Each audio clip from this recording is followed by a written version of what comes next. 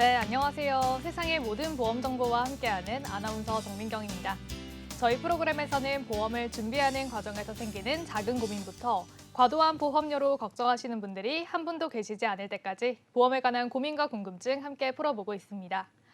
저희 프로그램은 유튜브와 카카오TV, 네이버 TV를 통해서 시청 가능하시고요. 유튜브에 MBNTV 검색하시면 실시간 방송으로 참여하실 수 있습니다. 아울러 본 방송은 정보 제공을 위한 방송이며 보험 서비스 및 상품 판매와 중개에는 관여하지 않습니다. 그럼 저희 프로그램 본격적으로 시작을 해볼 텐데요. 오늘은 장석현, 김진수 전문가님과 함께합니다. 전문가님들 어서 오세요. 네, 안녕하세요. 안녕하세요. 네, 보험의 과거와 현재 그리고 미래를 보는 눈 보험계 궁의 장석현입니다. 네, 보험은 요리랑 같습니다. 시청자님들께서 어떠한 재료를 가지고 어떠한 조리 방식을 선택하시냐에 따라서 이 음식이 맛있는 음식이 될 수도 있고 맛이 없는 음식이 될 수도 있잖아요. 보험도 마찬가지로 어떠한 특약을 가지고 어떻게 구성한지에 따라서 시청자님들한테 필요한 보험이 될 수도 있고 불필요한 보험이 될 수도 있습니다. 오늘 이 시간 최상의 특약들로 최고의 보험을 만들어 드리겠습니다. 보험 셰프 김진수입니다. 네, 이렇게 전문가님들과 인사부터 나눠봤고요. 이번에 칭찬받을 보험은 어떤 보험인지 화면으로 만나보시죠.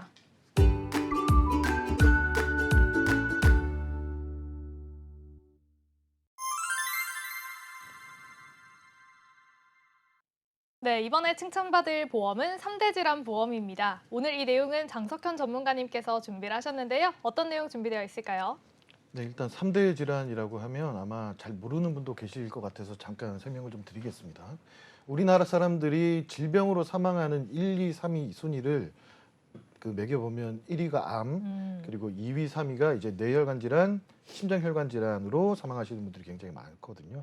그래서 이 세 가지 질병을 묶어서 3대 질환이라고 부르고 있습니다. 그래서 이 3대 질환을 어떻게 하면 잘 준비할 수 있는지 오늘 시간 좀 자세히 알아보도록 하겠습니다. 네, 일단 암을 좀 설명을 드릴 텐데요. 암은 통계상으로도 나와 있지만 우리나라 국민분들 중에 남성분들 같은 경우에는 5명 중에 2명꼴로, 그리고 여성분들 같은 경우에는 3명 중에 1명꼴로 발병한다라고 나와 있습니다. 전 국민적으로 보면 한 대략 30%가 넘는 수치거든요. 그러면 또 이렇게 생각하시는 분들이 있을 수 있습니다. 10명 중에 7명에 내가 포함되지 않을까? 30%면 뭐 그렇게 높지 않은 수준의 확률이다라고 생각하시는 분도 있을 수 있는데, 그렇죠. 제가 농구를 좋아하거든요. 네. 우리나라 KBL이라는 리그 안에 우리나라 농구를 정말 어릴 때부터 지금까지 정말 꾸준히 노력해서 열심히 하신 분들이 들어가 있는 리그가 이제 KBL이라고 그쵸. 하는데, 그 KBL에서 뛰고 있는 농구 선수가 경기를 하면서 공을 던져서 공을 넣는 확률 네. 어느 정도 될까요? 그래도 3번 중에 1번은 넣지 않나요? 네, 이게 보통 우리가 네. 프로 농구 선수면 공을 던지면 당연히 넣겠지라고 생각하잖아요. 근데 이 확률이 거의 30%에서 40%대, 저 30%대. 맞췄네요. 네. 네. 그 야투율이 거의 30%대라고 보시면 돼요. 어, 그러니까 당연히 프로 농구 선수가 공을 던지면 넣겠지라고 우리가 음. 흔히 생각하는 그 확률이 30%가 넘는 거거든요. 네. 그래서 우리가 지금 암 확률이 30%가 적다, 이렇게 조금 경각심을 가져야 되는 수치라고 보시면 될 것 같아요. 네. 그래서 암보험은 뭐 내가 안 걸리겠지라고 이렇게 그냥 안심하고 있기보다는 어느 정도 철저한 대비를 해야 되는 질병 중에 하나다라고 말씀을 드리겠고요. 그리고 암을 발생하는 그 남녀별로 발생하는 부위들, 그러니까 이런 것들이 좀 다를 수가 있거든요. 오. 남성분들 같은 경우에는 주로 이제 위나 폐 암이 확률이 굉장히 높고요. 그다음에 여성분들 같은 경우에는 유방암, 갑상선, 대장암, 위 순위로 이렇게 암이 발병되고 있습니다. 그래서 암에 대한 준비는 조금 철저하게 하셔야 된다라고 다시 한번 강조하고 싶습니다. 네, 좋습니다. 전문가님께서 일단 암은 우리나라 사람들이 정말 많이 걸리는 질병 중에 하나다라고 말씀을 해주셨습니다. 실제로 요즘 유튜브를 보면 정말 암에 진단받으셨다는 분들이 되게 많거든요. 그래서 저도 요즘에 경각심을 느끼고 있는데 사실 이런 부분을 대비를 잘 할 수 있는 게 우리가 보험으로 대비를 할 수 있는 거잖아요. 그러면 암보험도 잘 가입하는 방법이 따로 있다고 하거든요. 어떤 식으로 준비를 해보면 좋을까요? 일단 암보험 같은 경우에는 뭐 우리나라에 있는 모든 암보험이 다 똑같은 암보험이라고 생각하시는 분들이 굉장히 많을 수 있겠지만, 보험사마다 그리고 상품마다 암에 대한 보장, 범위라든지 뭐 보장해주는 담보들이 굉장히 다양하게 있기 때문에 우선적으로 어떤 걸 준비해야 되는지 뭐 하나하나 좀 세세하게 살펴볼 필요성이 있거든요. 그중에 가장 첫 번째로 짚어봐야 될 부분이 암에 대한 보장 범위라고 보시면 될 것 같습니다. 우리나라의 보험 상품, 암 보험 상품들 중에는 암을 크게 세 가지로 분류를 하고 있거든요. 첫 번째로 이제 유사암, 그 다음에 소외암, 그리고 일반암이라고 부르는 이 암, 이 세 가지 암들을 분류를 하고 있는데 이 분류가 어떻게 되어 있냐 한번 살펴보면 유사암 같은 경우에는 갑상선암, 그리고 제자리암, 경계성 종양, 기타 피부암 이 네 가지를 유사암으로 분류를 하고 있고요. 그 다음에 소외암에는 유방암, 뭐 방광암, 전립선암 뭐 이런 생식기암들, 남녀 생식기암들이 포함되어 있는 게 소외암이라고 보시면 되겠습니다. 그 다음에 유사암을 제외한 모든 암들을 이제 일반암의 영역에서 포함을 하고 있는데 여기서 우리가 한 가지 조심해야 될 점은 그 특정 보험회사에서는 이 소외암을 따로 분류를 해서 일반암에 포함시키지 않는 보험사들이 있습니다. 그러니까 유사암과 일반암 사이에 소외암을 따로 분류해 놓은 회사. 그런 회사들의 단점이 뭐냐면 일반적으로 우리가 보험을 가입을 했어요. 암보험을 가입을 해서 암 진단 받았을 때 5천만 원을 지급받는 보험에 가입을 했다라고 했을 때 보통은 뭐 예를 들어서 남성분이 전립선암에 걸렸다고 하면 보험금 5천만 원을 지급받아야 정상이거든요. 그렇죠. 그런데 이 소외감이 따로 분류가 되어 있는 상품들 같은 경우에는 5천만 원 전액을 지급하는 것이 아니고 뭐 500만 원에서 1,000만 원 이렇게 소액만 지급하게끔 이 소외감만 따로 분류가 되어 있는 상품들이 있기 때문에 이 보장 범위를 정확하게 한번 살펴보시고 소외감이 일반암 안에 포함되어 있는지 아닌지 이 여부가 첫 번째로 가장 중요한 부분 중에 하나일 것 같습니다. 네, 좋습니다. 가장 먼저 암의 보장 범위에 대해서 말씀을 해주셨는데요. 일단 소외감이 일반암에서 따로 분류가 되어 있는지 아닌지 그 부분을 확인을 하시는 게 상당히 중요할 것 같습니다. 그런데 우리 시청자분들께서 암보험을 준비를 하실 때 또 고민하는 것 중에 하나가 암보험이 진단비를 높게 들면 높게 들수록 보험료가 올라가잖아요. 그래서 어떻게 하면 내가 보험을 조금이라도 저렴하게 준비를 할 수 있을까? 이걸 많이 궁금해하세요. 네. 좀 저렴하게 준비할 수 있는 방법도 있을까요? 그 최근에 이제 가입하신 분들 제가 이제 그 의뢰를 받아서 컨설팅을 진행하시는 분들을 보면 네. 갱신형 보험으로 암 진단금을 1억, 2억 막 이렇게 준비하시는 분들이 굉장히 많아요.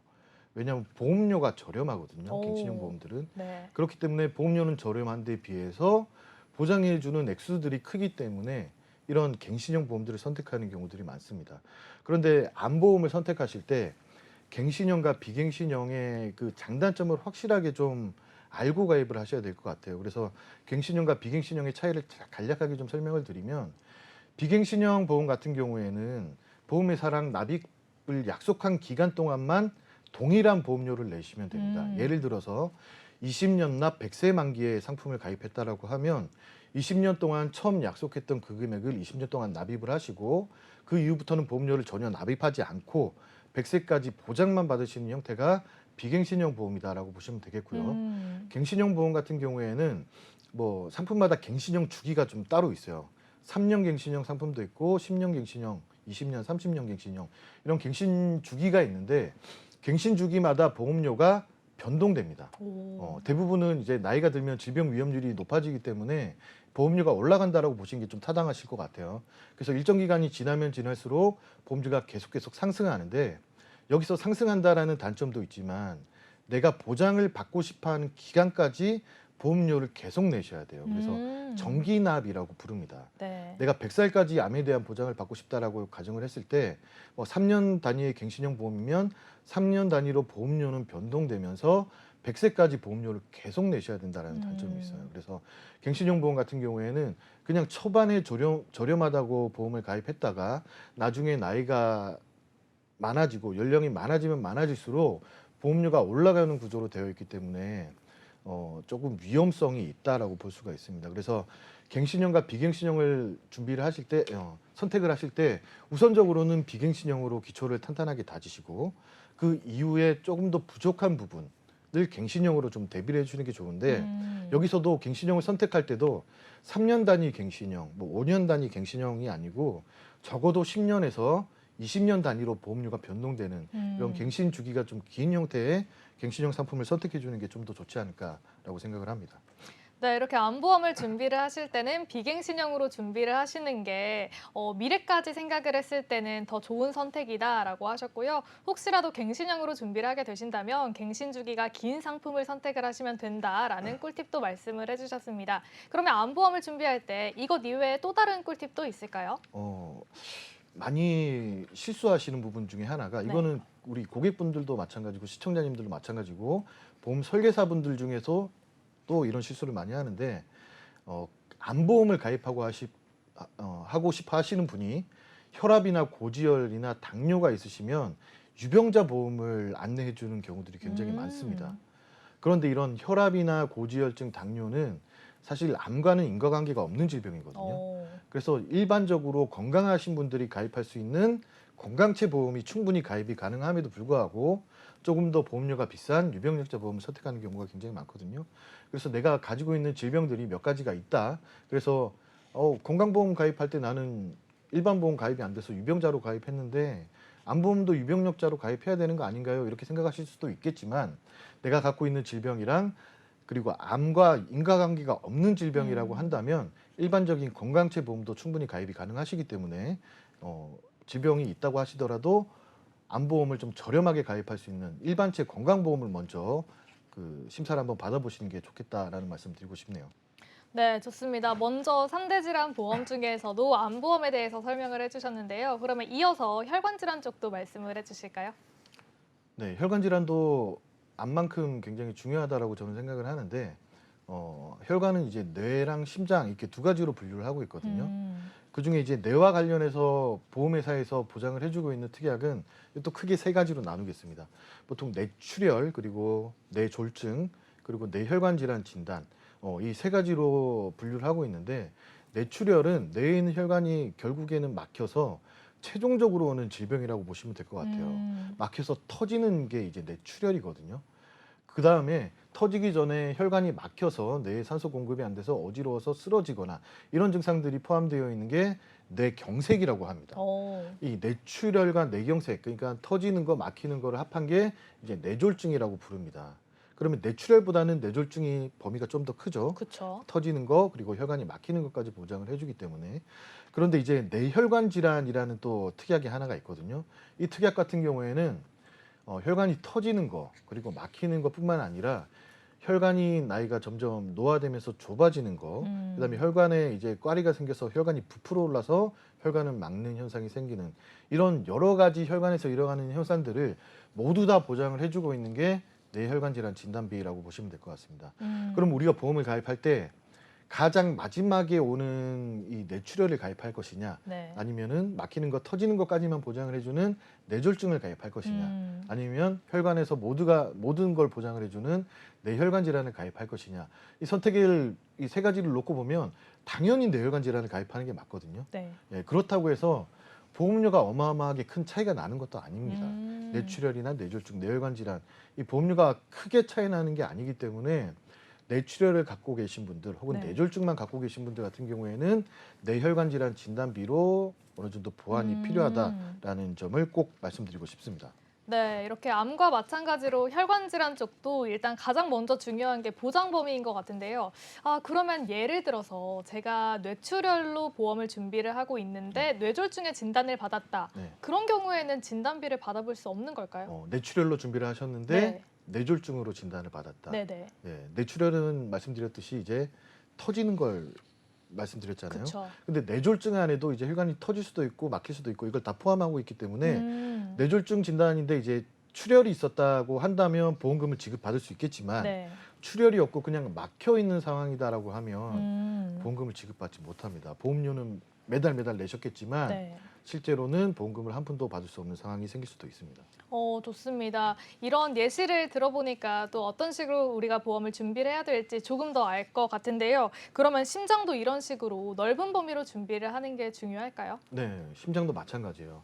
대부분 지금은 좀 다를 수 있겠지만 네. 불과 한 5년 전만 하더라도 거의 90% 이상이 급성심근경색 진단비라는 거 갖고 있었거든요.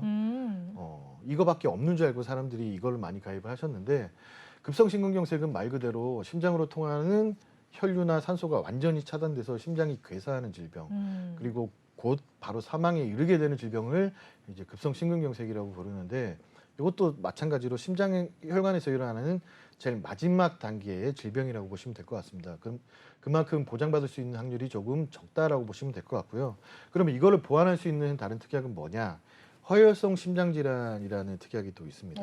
허혈성 심장질환 같은 경우에는 급성 심근경색뿐만 아니라 이 심장에서 일어나는 협심증이나 다양한 질병들을 보장을 하고 있기 때문에 이것도 마찬가지로 둘 중에 선택을 해야 된다라고 한다면 허혈성 심장질환 진단비를 선택하셔야지 심장과 관련된 이 보장을 조금 더 넓게 탄탄하게 준비를 하시는 거다라고 말씀을 드리고 싶네요.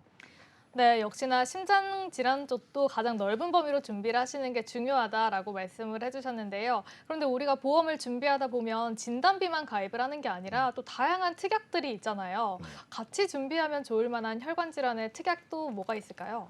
혈관 질환 진단비는 많이 준비하고 싶어도 많이 준비하기 좀 힘든 담보 중에 하나예요. 한 회사에 가입할 수 있는 한도들이 이렇게 맞춰져 있기 때문에 대부분 통상적으로 2천만 원 정도 가입이 가능하거든요. 어린 태아가 아닌 이상은 네. 대부분 2천만 원 정도밖에 가입이 안 됩니다. 그래서 뭐 5천만 원, 뭐 1억을 준비하고 싶다라고 하더라도 한 회사에서는 가입이 좀 어려울 수 있습니다. 그리고 이거를 그러면 나는 여러 회사에서 많이 준비할래라고 하지만 보험료가 또 감당할 수 없을 만큼 좀 그쵸. 늘어날 수 있는 상황이 생길 수가 있겠죠. 그래서 이 진단비를 많이 준비하기보다는 혈관 질환 진단비 같은 경우에는 수술비가 또 2천만 원, 3천만 원까지 받을 수 있는 상품들이 특약들이 탑재가 되어 있거든요. 그래서 진단비는 최초 1회만 받고 그 이후에 소멸되는 특약이긴 하지만 수술비는 계속 반복해서 중복으로 지급받을 수 있기 때문에 수술비를 준비하시는 게 중요하고 혈관 질환 같은 경우에 수술비를 더 강조하는 이유 중에 하나가 우리가 혈관 질환이 발생하면 스텐트 수술이나 삽입을 하거나 카테터 수술이나 이런 부분들을 하게 되는데 이런 수술을 2회에서 3회 정도 하신다고 보면 돼요. 만약에 50대 이 혈관 질환을 진단 받으셔서 수술을 한번 하셨던 분들 같은 경우에는 10년에서 15년 사이에 재수술을 하게 되는 경우가 굉장히 많거든요. 그래서 2회, 3회 수술할 확률이 굉장히 높기 때문에 이런 수술비를 준비를 하시면 진단비보다 훨씬 저렴한 가격으로 혈관 질환에 대한 대비를 좀 하실 수 있을 거다라고 말씀드리고 싶습니다.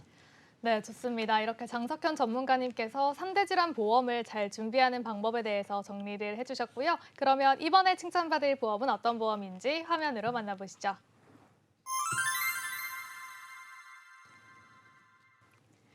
네, 이번에 이야기 나눠볼 주제는요. 이 세상에 나쁜 보험은 없다입니다. 이 내용은 김진수 전문가님께서 준비를 하셨는데요. 어떤 내용 준비되어 있을까요? 네. 아마 제가 이 보험을 칭찬을 한다고 하면 네. 시청자님들께서 좀 놀라실 것 같아요. 오늘 칭찬할 보험은 CI 보험하고 이제 갱신형 보험입니다. 네, 사실 보험이라고 하면 나쁜 보험은 없습니다. 근데 다만 저희가 최대한 피하라고 말씀을 드리는 이유는 필요하신 분들보다는 불필요하신 분들이 훨씬 더 많기 때문에 최대한 CI 보험하고 갱신형 보험은 피하시는 게 좋다라고 말씀을 드렸는데요. 우선 첫 번째로 갱신형 보험에 대해서 먼저 설명을 드리도록 하겠습니다. 갱신형 보험을 피하셔야 된다고 말씀을 드린 이유는 보험료가 변동이 되는 부분도 있지만 납입 기간이 정해져 있지 않은 전기납 형태로 되어 있습니다. 이게 무슨 말이냐면요. 30세 남성이 갱신형 보험을 가입을 하고 90세에 암에 걸렸다라고 가정을 하겠습니다. 그러면은 5년이면 5년, 10년이면 10년으로 정해진 기간마다 보험료는 변동이 되면서 총 납입하시는 기간이 60년이라는 기간 동안 납입을 하셔야 되세요. 이렇게 장기간 납입을 하시게 되면 내가 나중에 받을 수 있는 보험금보다도 납입을 하시게 되는 총 납입 보험료가 훨씬 더 커지기 때문에 갱신형 보험은 피하셔야 된다라고 설명을 드렸는데요. 그럼 갱신형 보험이 필요하신 분들은 어떤 분들이 있는지에 대해서 설명을 드리도록 하겠습니다. 크게 두 가지 케이스로 나눌 수 있을 것 같아요. 우선 첫 번째 같은 경우에는 연세가 많으신 분들입니다. 65세가 넘으신 분들 같은 경우에는 사실상 비갱신형 보험을 가입을 할 때 900만 원을 내고 1000만 원을 돌려받는 형태라고 생각을 하시면 될 것 같아요. 없거든요. 그렇기 때문에 사실상 비갱신형 보험은 큰 의미가 없는데요. 제가 예를 좀 들어서 가지고 와봤습니다. 65세 남성분이 이제 암 진단비를 1,000만 원씩 가입을 했다라고 가정을 하겠습니다. 그럼 비갱신형 보험 같은 경우에는 매달 납입을 하셔야 되는 보험료가 4만 원을 납입을 하셔야 되고요. 갱신형 같은 경우에는 2만 7천 원의 돈을 납입을 하시면 됩니다. 그리고 총 납입 보험료를 계산을 해보면요. 비갱신형 보험 같은 경우에는 1,000만 원을 받기 위해서 960만 원이라는 큰 돈을 납입을 하셔야 되고요. 갱신형 보험 같은 경우에는 640만 원, 상대적으로 좀 더 보험료가 총 납입 보험료가 저렴하신 걸 볼 수 있습니다. 그렇기 때문에 연세가 많으신 분들 같은 경우에는 비갱신형으로 보험을 준비를 하시는 것보다는 갱신형 보험으로 준비를 하시는 것을 좀 더 추천을 드리도록 하겠고요. 두 번째로 필요하신 분들 같은 경우에는 가족력이 있으신 분들입니다.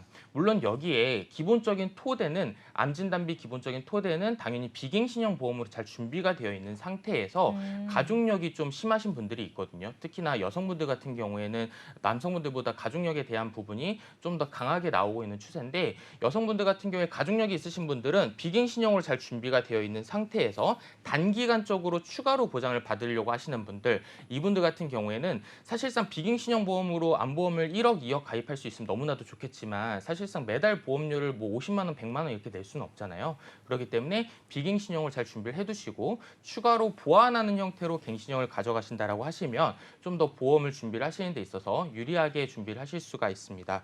그 두 번째 같은 경우에는 이제 CI 보험입니다. 예, CI 보험 사실 인터넷에만 쳐보셔도 많이 나올 거예요. CI 보험은 절대로 가입하면 안 된다. CI 보험에서 파생되어 있는 GI 보험도 절대로 가입을 하면 안 된다라고 이제 얘기들이 많이 나오고 있는데 정확히 기억을 해두셔야 됩니다. 모든 CI 보험을 말씀을 드리는 게 아니라 2006년도 이전에 가입하신 CI 보험입니다. 우선 CI 보험에 대해서 먼저 좀 설명을 드려야 될 것 같아요. CI 보험 같은 경우에는 정식 명칭은 CI 종신보험입니다. 즉 뿌리는 사망보험금으로 되어 있습니다. 원래는 사망을 해야지만 지급이 되는 보험인데 이 CI 같은 경우에 크리티컬 일리스라고 해서 중대한 질병이라는 뜻이거든요. 사망을 해야지만 지급이 되는 보험인데 이 중대한 질병에 걸렸을 때 사망보험금을 선 지급하는 형태로 되어 있습니다. 이렇게만 들으시면 시청자님들께서 사망에 대한 부분도 보장이 되고 그다음에 중대한 질병에 대해서도 보장이 되기 때문에 일석이조가 아닌가라고 생각을 하실 수가 있는데요. 네. 사실상 사망보험금으로 사용하기에는 일반 종신보험보다도 보험료가 대략 한 40%가 더 비싸게 지금 책정이 되어 있고요. 이 CI 같은 경우에는 단 하나도 보장받기가 좀 힘든 형태로 되어 있습니다. 우선 이 중대한 질병이 어떤 것들이 있는지를 좀 설명을 드리도록 할게요. 중대한 질병 같은 경우에는 중대한 암, 중대한 뇌졸중, 그다음에 중대한 심근경색, 그다음에 말기 간, 폐, 신장, LTC가 있습니다. LTC 같은 경우에는 롱텀 케어라고 해서 장기 요양 등급을 나타내는 형태인데요. 국가에서 운용을 하고 있고 국가에서는 1등급부터 5등급까지를 운용을 하고 있는데 이 CI 보험에서 말하는 롱텀 케어 같은 경우에는 가장 중증 질환인 1등급하고 2등급만 보장을 해주고 있습니다. 제가 말씀드렸던 중대한 질병, 그다음에 LTC 상태, 이 중에서 중대한 암을 제외한 나머지들은 거의 다 보장을 받기 힘들다라고 보시면 될 것 같아요. 왜 보장을 받기 힘든지를 좀 약관상 나와 있는 내용을 토대로 말씀을 드리도록 할게요. 여기서 가장 문제가 되는 건 이제 중대한 뇌졸중입니다. 중대한 뇌졸중 약관에 이렇게 나와 있습니다. 신경학적 결손증으로 인한 일반 생활 후유 장애가 25% 이상 되어야 된다고 되어 있어요. 이게 무슨 말이냐면 중대한 뇌졸중의 진단을 받으신 다음에 혼자서 먹지 못하고 씻지 못하고 걷지 못하고 입지 못하는 것을 2개 이상을 6개월 동안 단 하루도 빠짐없이 반복을 해야 돼요. 그렇기 때문에 이 CI 보험 같은 경우에는 사실 원래는 주거하시면 나오는 돈인데 큰 병에 걸렸으니까 사망보험금을 선지급해준다라는 느낌보다는 사실상 이분이 돌아가실 때가 되었기 때문에 지급하는 보험이다라고 생각을 하시면 될 것 같습니다. 근데 제가 오늘 이 CI 보험을 칭찬한다고 말씀을 드렸잖아요. 예, 정확히 2006년도 이전에 가입한 CI 보험입니다. 제가 앞서서 중대한 질병들 중에서 중대한 암은 그래도 다른 중대한 질병보다는 보장받기가 더 쉽다라고 설명을 드렸었잖아요. 근데 2006년도 이전에 가입한 이 CI 보험 같은 경우에는 갑상선암도 일반암으로 보장을 해줍니다. 2024년도 기준으로 이 갑상선암이 이제 유사암으로 분류가 되어서 가입 금액의 10%에서 20%만 지급을 하거든요. 그렇기 때문에 뭐 500만 원에서 1000만 원 이렇게밖에 지급이 안 되는 형태로 되어 있습니다. 근데 2006년도 이전에 가입한 CI 보험 같은 경우에는 일반암으로 지급을 해서 갑상선암도 1억, 2억 이렇게 받으시는 분들이 계시거든요. 그리고 또한 납입 기간도 지금 2006년도 이전에 가입하셨으면 얼마 남지 않았잖아요. 그쵸. 그러시기 때문에 2006년도 이전에 가입하신 이 CI 보험은 잘 가입을 하셨기 때문에 꼭 유지를 하시는 것을 추천을 드리도록 하겠습니다. 근데 이 CI 보험을 가입을 하신 분들 중에서 또 다른 생각을 또 갖고 계시는 분들이 계세요. 나중에 이 CI 보험을 가지고 연금 전환까지도 생각을 하시는 분들이 계시거든요. 근데 생명보험사에 있는 연금 전환 같은 경우에는 CI 보험뿐만이 아니라 모든 종신보험에서 절대로 하시면 안 되는 행동입니다. 이유에 대해 설명을 드리면요. 이 CI 보험이나 종신보험에서 연금 전환을 하는 거는 그때 당시 계약자 적립금을 가지고 그때 당시에 즉시 연금을 가입을 하는 형태라고 생각을 하시면 될 것 같아요. 근데 보통 종신보험이라 하면 사망보험금 밑에 특약들로 암진단비라든지 입원비라든지 수술비라든지 여러 가지 특약들이 다 가입이 되어 있잖아요. 근데 밑에 있는 특약들 같은 경우에는 전혀 적립금으로 쌓이지가 않고 주계약만 이제 연금 전환이 가능하기 때문에 시청자님들께서 기대했던 연금액 보다 한참 못 미친 게 이제 지급이 된 형태로 되어 있거든요. 그렇기 때문에 반드시 종신보험은 연금 전환으로 사용을 하시면 안 되시고요. 비슷하게 사용하실 수 있는 좀 팁을 드리자면 보통 대부분의 2005년도 이후에 가입하신 대부분의 종신보험 같은 경우에는 중도 인출 기능이 있습니다. 근데 일반적으로 이 종신보험 같은 경우에는 연간 12회까지는 중도 인출이 가능하거든요. 그러면 보험을 해지하시거나 연금 전환을 하시는 게 아니라 그냥 매달 보험사에 전화를 주셔서 중도 인출을 해서 사용을 하시면 그게 연금하고 똑같다라고 저는 생각을 합니다. 물론 총 받으신 중도 인출 같은 경우에는 나중에 사망보험금에서 차감돼서 나오긴 하지만 연금 전환을 하시는 것보다는 훨씬 더 많은 금액을 오랫동안 받으실 수 있는 방법이기 때문에 절대로 종신보험 갖고 계신 분들 연금 전환하시면 안 됩니다. 네, 좋습니다. 이렇게 김진수 전문가님께서 갱신형 보험을 유지하셔야 되는 이유 그리고 CI 보험도 2006년 이전에 준비하신 분들은 계속해서 가지고 있는 게 좋다라는 말씀을 해주셨습니다. 그러면 이 내용은 여기까지 알아보고요. 이번에 칭찬받을 보험은 어떤 보험인지 화면으로 만나보시죠.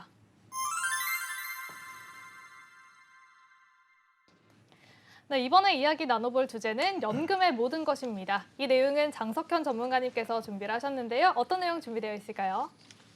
네, 지금 인구 구조의 변화라든지 네. 사회 근로 형태의 변화라든지 모든 데이터들이 우리가 노후에 연금이 절대적으로 필요하다라고 이렇게 강조를 하고 있지만 실질적으로 연금을 준비하시는 분들은 별로 없거든요. 네, 네, 국민연금조차도 내기 아까워하시는 분들이 굉장히 많습니다. 맞아요. 그래서 우리가 노후에 꼭 챙겨야 될 이 연금보험에 대해서 간략하게 오늘 좀 알아보도록 하겠습니다. 네, 좋습니다. 많은 분들께서 이렇게 연금을 준비해야 된다라고 생각은 하지만 실제로 준비하는 사람은 얼마 없다라고 말씀을 하셨어요. 그게 바로 전데요. 저도 이제 국민연금은 어쩔 수 없이 내고 있는데 네. 개인연금은 준비해야지 네. 생각만 하고 계속해서 미루고 있는 상황인데 네. 그 이유 중에 하나가 연금이 종류가 정말 다양하거든요. 다양하죠. 그래서 내가 몇 천만 원을 넣어야 되는 상황에서 어떤 상품을 선택을 할지 네. 그게 늘 고민이 돼요. 네. 오늘 전문가님께서 좀 알려주시죠. 네, 알려드릴게요. 네. 일단은 네. 약간 생각이 전환이 좀 필요합니다. 네. 지금 국민연금도 어쩔 수 없이 내고 계신다라고 말씀하셨거든요. 맞아요. 네, 국민연금은 의무납입이기 때문에 진짜 어쩔 수 없이 내는 게 맞긴 하지만 네. 국민연금도 아까워요. 국민연금도 당연히 내셔야 돼요. 네. 사실 지금 국민연금이 계속 고갈되고는 있지만 현재 시점으로 보면 국민연금도 굉장히 수익률로 따져보면 내는 것보다 훨씬 많이 받게끔 구조가 되어 있긴 하거든요. 네. 그래서 국민연금은 당연히 의무납입이기 때문에 그냥 당연하게 어쩔 수 없이가 아니라 당연하게 내시는 거고요. 제가 받을 때가 되면 고갈된다고 하더라고요. 예, 다른 대책이 네. 있지 않겠습니까? 그렇죠, 네, 그렇겠죠. 네. 저는 요즘에 최근에 조금 충격적이었던 게 이제 인구 변화 때문에 대한민국이 소멸될 것이다라는 기사도 본 적이 있어서 그런 좀 무서운 기사들이 많긴 하지만 네. 어떻게든 이 대한민국에 또 저력이 있지 않겠습니까? 이런 국민연금이라든지 사회 구조의 변화라든지 우리가 충분히 이겨낼 수 있을 거다라는 오. 긍정적인 희망을 좀 가지고 있습니다. 네. 아무튼 그래서 연금을 한번 살펴보면 우리나라 보험회사는 연금을 크게 두 가지로 분류를 하고 있어요. 그 첫 번째는 연금 보험이라는 게 있고 두 번째는 이제 연금 저축이라는 형태의 연금이 있습니다. 하나하나 좀 살펴보도록 하겠습니다. 첫 번째로 이제 연금 보험 같은 경우에는 연금 저축이랑은 좀 다른 부분이 몇 가지가 있습니다. 첫 번째로 복리 이자 혜택을 주고 있습니다. 복리라고 하면 뭐 아시는 분들은 아시겠지만 모르시는 분들도 은근히 많거든요. 네. 보통 내가 내는 원금에 원금 곱하기 이자가 되는 게 아니라 원금 플러스 이자에 또 이자가 붙고 이렇게 계속 이자가 붙는 형태. 그래서 복리라고 하면 시간이 지나면 지날수록 이 처음에는 요망했던 눈덩이가 구르면 구를수록 엄청 커지잖아요. 그렇죠. 점점 이자가 많이 붙어서 커지는 형태의 이 이자를 이제 복리 형태라고 보시면 될 것 같습니다. 그래서 복리보다 단리가 유리할까요? 복리가 네, 유리하죠. 복리가 훨씬 더 유리합니다. 그쵸. 그래서 보험사 연금 상품들은 복리로 되어 있다라는 한 가지 장점이 또 있고요. 그다음에 연금 보험은 과세하지 않습니다. 보통은 우리가 이제 이자 소득이나 금융 소득이 생기게 되면 나라에서 이제 세금을 또 거기서 차감을 하거든요. 이자 소득세 15.4% 이런 식으로 세금을 떼가는데 이 연금 보험 같은 경우에는 나중에 노후에 내가 연금을 받을 때 30만 원을 수령한다 그러면 거기서 이자를 떼는 게 아니라 30만 원을 전액을 지급하는 형태의 과세하지 않는 비과세 형태를 띠고 있습니다. 그래서 실질적으로 이제 우리가 또 보험 가입하면 그 연말정산할 때 세액공제나 소득공제 혜택을 주는 부분이 있는데 연금보험 같은 경우에는 나중에 과세를 하지 않기 때문에 세제에 대한 혜택은 주질 않습니다. 그래서 세제 비적격 형태라고 부릅니다. 이런 형태의 보험이 이제 연금보험이다라고 보시면 될 것 같고요. 두 번째는 이제 연금저축보험인데요. 연금저축보험도 마찬가지로 이자는 복리의 형태를 띠고 있습니다. 연금보험과 마찬가지로 원금 플러스 이자에 또 이자에 이런 형태의 복리 이자를 쓰고 있고 그 다음에 연금보험처럼 비과세는 아니에요. 이게 이제 설명하기가 조금 까다로울 수 있는데 제가 간단하게 좀 설명을 드릴게요. 보통 연말정산할 때 아까 보험 가입하신 분들은 세액공제나 소득공제 혜택을 받는다라고 말씀드렸잖아요. 그렇죠. 연금저축보험은 세제 적격 형태의 상품이에요. 그러니까 세액공제를 받을 수 있는 상품입니다. 그러니까 보험 가입하고 보험료를 납입하는 동안에는 내가 연말정산할 때 받을 수 있는 혜택이 어느 정도 있을 수 있습니다. 많게는 한 60만 원, 70만 원, 1년 동안 이런 이 세금을 절세할 수 있는 효과가 있기 때문에 네. 굉장히 뭐 이자율로 따져 보면 굉장히 큰 형태라고 볼 수가 있거든요. 그래서 이런 형태의 세제 적격 상품이다라고 보시면 되겠고요. 처음에 납입하는 동안에는 이제 세제 혜택을 줬기 때문에 나중에 이제 연금으로 받게 됐을 때는 세금을 또 공제를 합니다. 연금을 수령하는 이 나이에 따라서 3.3%에서 5.5%씩 이제 연금을 받는 금액 중에 세금을 떼가는 형태. 그래서 실질적으로는 뭐 비과세가 아니라 이제 과세를 처음에는 안 하고 나중에 하는 과세 이연 상품이다라고 보시면 될 것 같습니다. 그래서 그러면 우리 시청자님들이 연금 저축이 유리한지 연금 보험이 유리한지 어떤 걸 선택해야 될지 뭐 정확한 판단이 안 서실 텐데 실질적으로 우리가 연금 노후 자금을 준비하기 위해서는 연금 저축이 아니라 연금 보험을 선택하시는 게 맞다라고 볼 수가 있습니다. 연금 저축 같은 경우에는 뭐 근로자이실 때 경제 활동을 하시는 동안에 이 연말정산 세액공제 받는 게 크기 때문에 이 세액공제용으로 쓰시는 분들이 굉장히 많고요.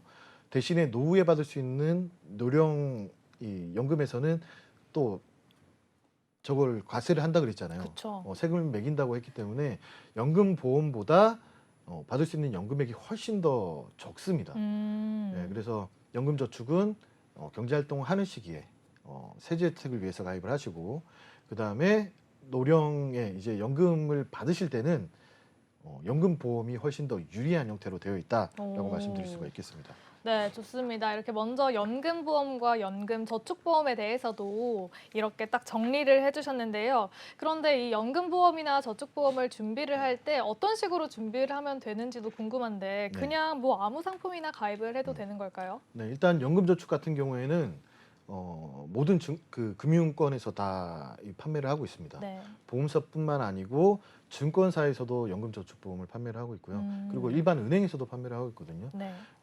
일반 은행 같은 경우에는 금리가 좀 낮아요.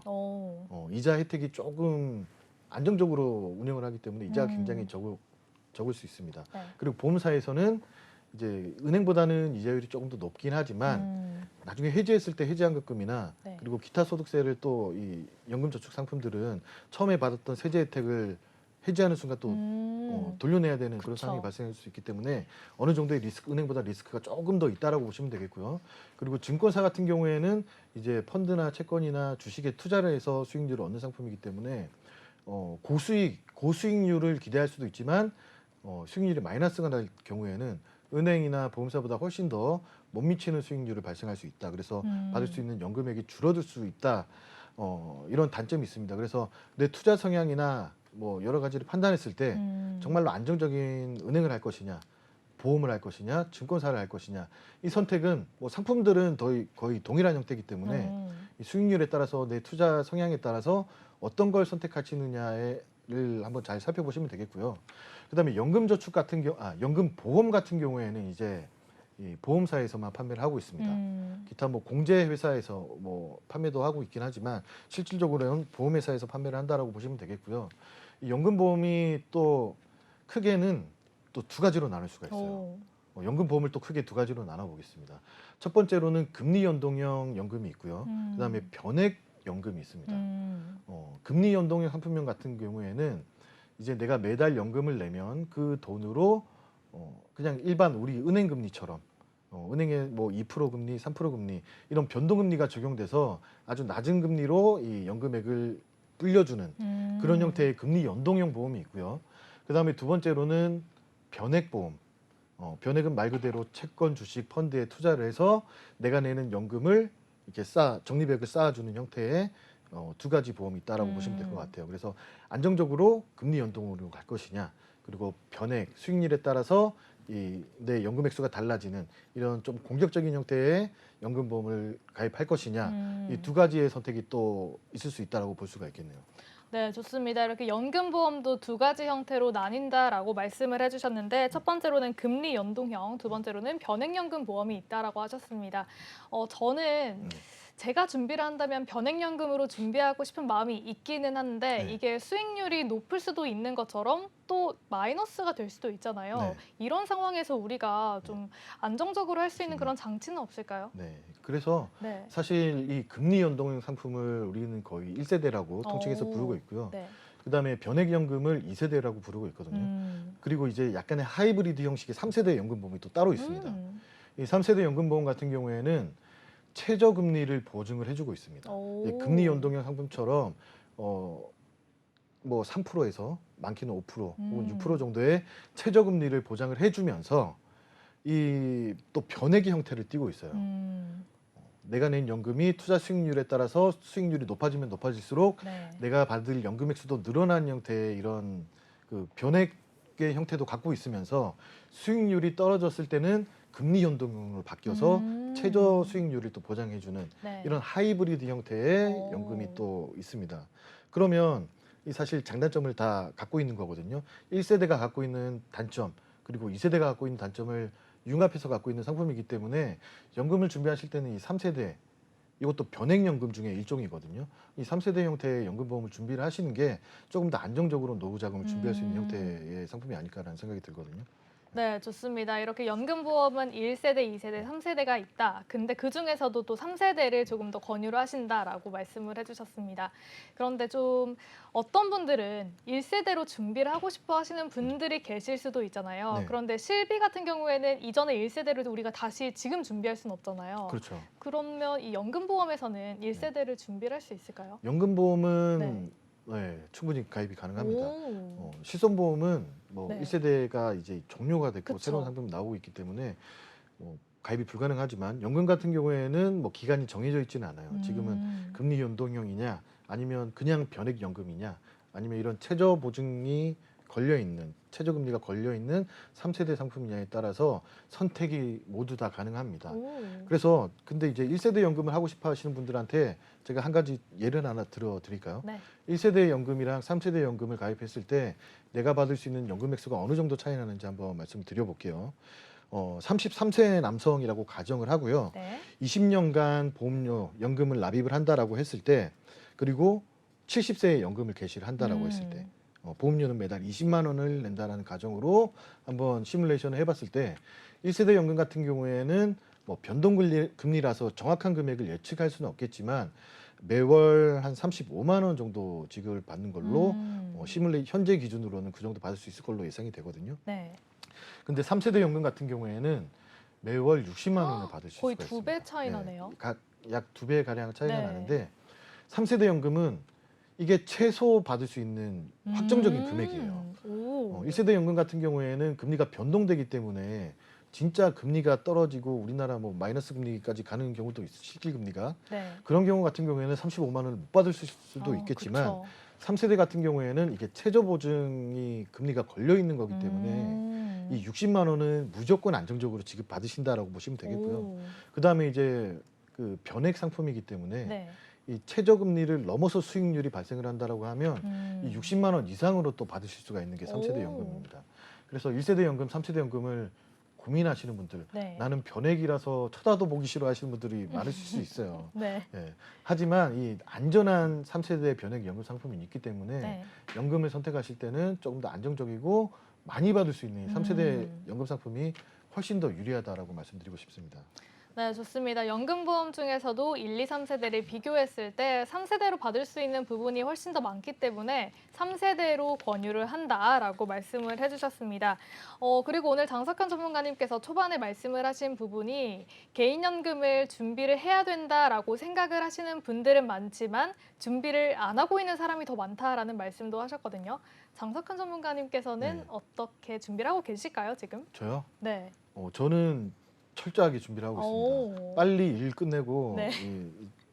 안정적으로 살고 싶어가지고 네. 연금도 많이 준비를 하고 있거든요. 그래서 음. 제가 60세가 되면 네. 앞으로 이제 약 20년 가량 남았는데 오. 좀 더 빨리 은퇴를 하고 싶지만 네. 60세까지는 그래도 일을 해야 되지 않겠습니까? 그쵸. 그래서 60세가 되면 연금 수령액이 약 한 250에서 300 가량, 오. 국민연금까지 더하면 네. 300 이상 정도 나올 걸로 와. 예상을 하고 있습니다. 그래서 뭐 지금 이제 금리가 계속 오르고 물가가 계속 상승하게 되면 이것도 부족한 금액일 수도 있겠다라는 생각을 하지만 그래도 그쵸. 그 정도면 나쁘지 네. 않은 노후 준비라고 보고 있습니다. 네, 좋습니다. 이렇게 오늘 장석현 전문가님께서 연금의 모든 것에 대해서 말씀을 해주셨는데요. 아직까지 개인연금을 준비하지 않고 계신 분들이 있다면 오늘 방송 참고해서 준비를 해보시면 좋을 것 같습니다. 그러면 이 내용은 여기까지 알아보고요. 이번에 칭찬받을 보험은 어떤 보험인지 화면으로 만나보시죠.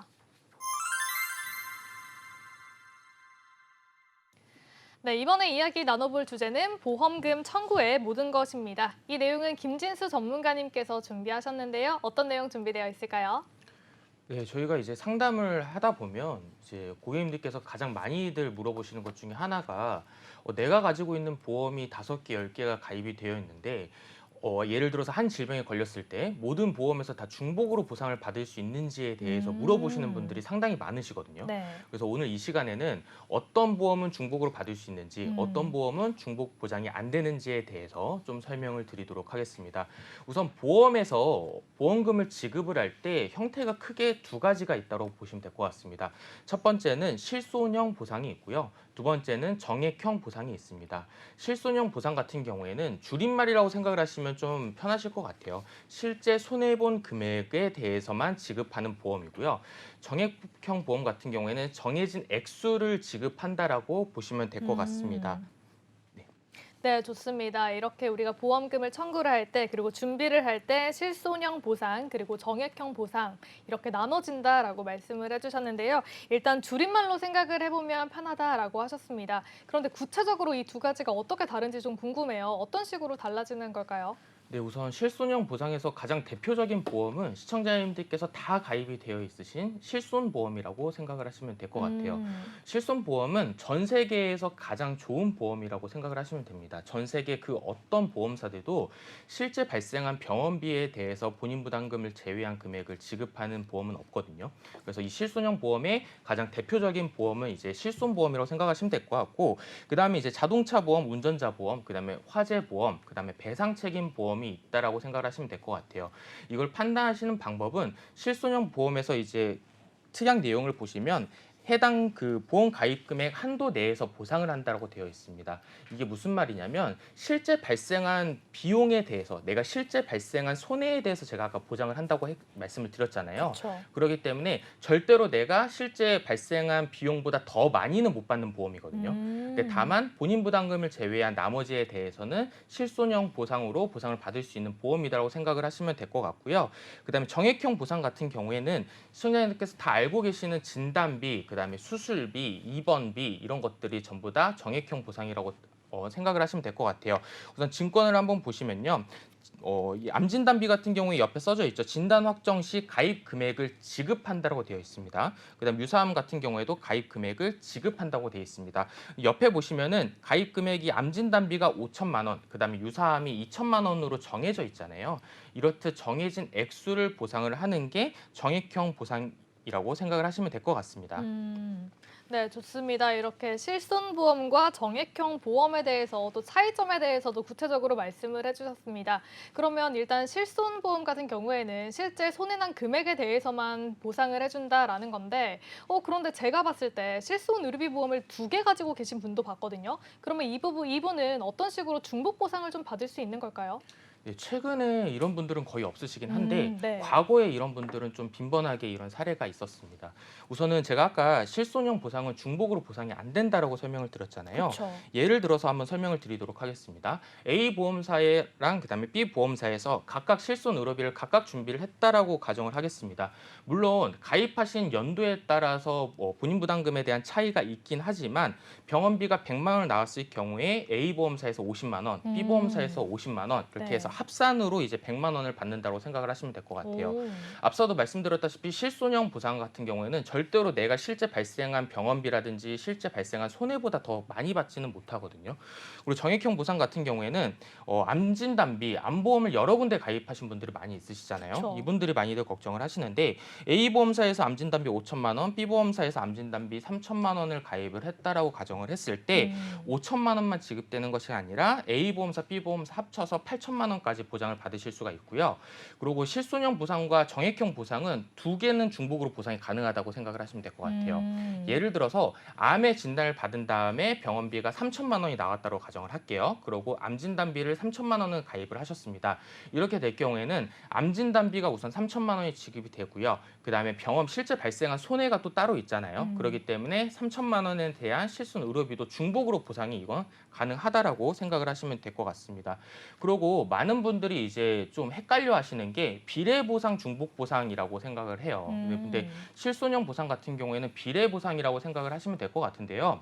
여기서 또 실손 보험과 중복으로 보상이 안 되는 보험들이 몇 가지가 있습니다. 제가 좀 예를 들어 설명을 드리도록 할게요.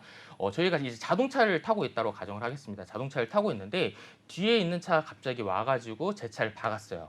그러면은 당연히 저는 과실이 0이고 뒤에 있는 차가 100이기 때문에 제가 병원을 간다라고 했을 때 병원비는 당연히 상대편 자동차 보험에서 지급이 되잖아요. 이럴 경우에 이 병원비를 가지고 실손 청구가 불가능합니다. 이유 같은 경우에는 내가 실제 발생한 손해가 아니기 때문에 상대편 자동차 보험에서 지급을 한 거잖아요. 그쵸. 그렇기 때문에 이 보험 같은 경우에 이제 실손으로 청구가 이제 불가능하고요. 다만 여기서 내가 이걸로 인해서 골절이 된다든지 아니면 수술을 해야 된다든지 입원을 해야 된다든지 이럴 경우에는 정액형 보상에서 이제 청구가 가능합니다. 그리고 두 번째 케이스 같은 경우에는 이제 산재 보험이라고 생각을 하면 될 것 같아요.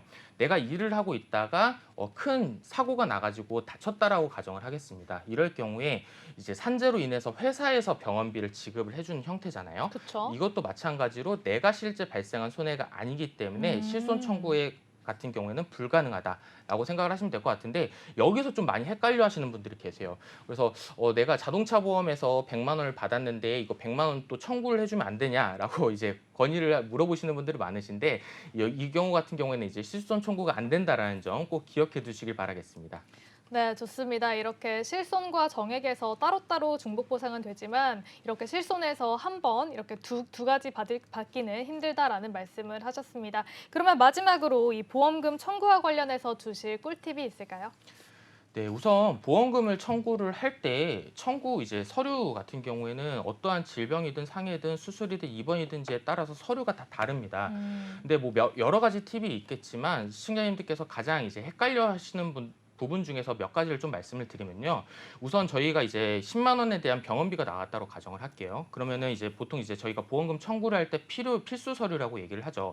그럼 보험금 청구서는 당연히 있어야겠고, 이제 병원에서 이제 떼오셔야 되는 서류들 중에서 진료비 상세 내역서, 그다음에 진료비 영수증, 그다음에 질병 코드가 확인되는 서류, 보통 이제 진료 확인서를 이제 많이들 준비를 하시는데, 여기 꼭 초진 기록지를 같이 넣으시는 분들이 계시거든요. 그래서 이제 보험금 청구를 하실 때에는 초진 기록지는 좀 배제를 하고 필수로 내셔야 되는 서류만 내시는 것을 권장드리도록 하겠습니다.